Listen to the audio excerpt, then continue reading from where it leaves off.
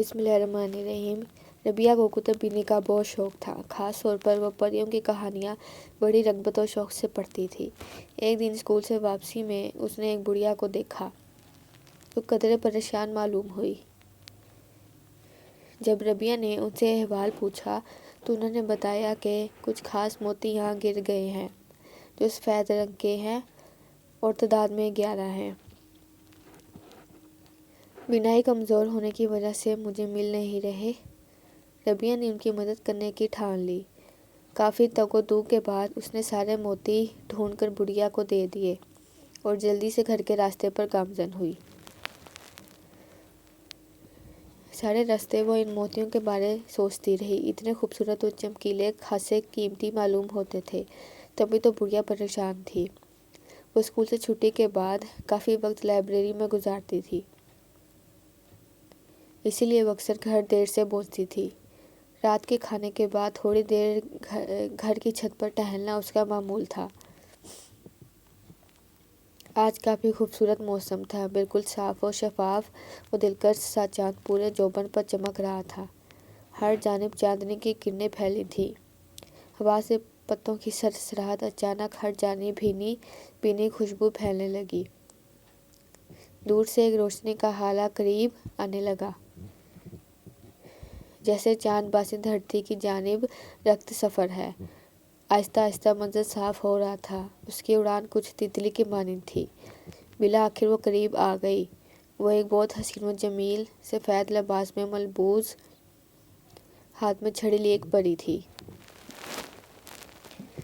चांद की किरणों से बना आंचल इसका हाथ में लिए मोतियों की छड़ी, चेहरे पे हर वक्त नूर का हाला है जैसे चांदनी की मूरत। रबिया थोड़ी सी परेशान हो गई, लेकिन परी ने उसे हौसला दिया कि उसके एहसान का बदला चुकाने आई है।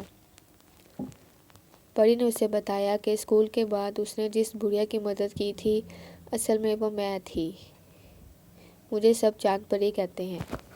जो मोती तुमने मुझे ढूंढ कर दिए थे, असल में वो मेरी छड़ी के थे, जो शैतानी कुव्वतों से लड़ते हुए टूट गई थी।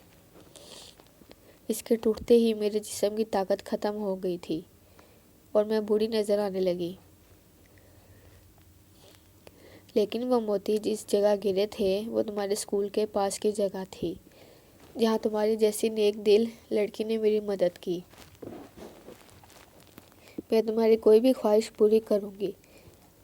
रबिया ने झट से परिस्तान देखने की ख्वाहिश जाहिर कर दी।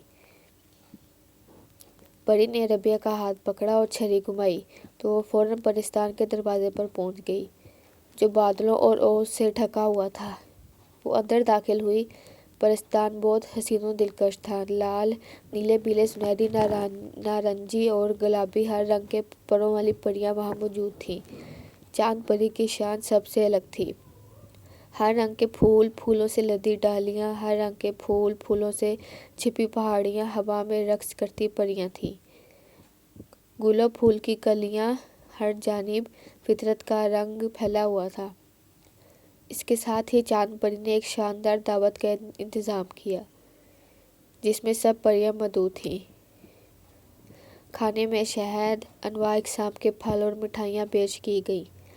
फिर महल में घूमने के बाद वह एक लाइब्रेरी में गई, जहाँ से उसने कहानियों की किताबें साथ ले जाने के लिए रख लीं। अब वापस जाने का वक्त आ गया था। रबिया सब परियों से मिली और चांद परी से इजाज़त चाही।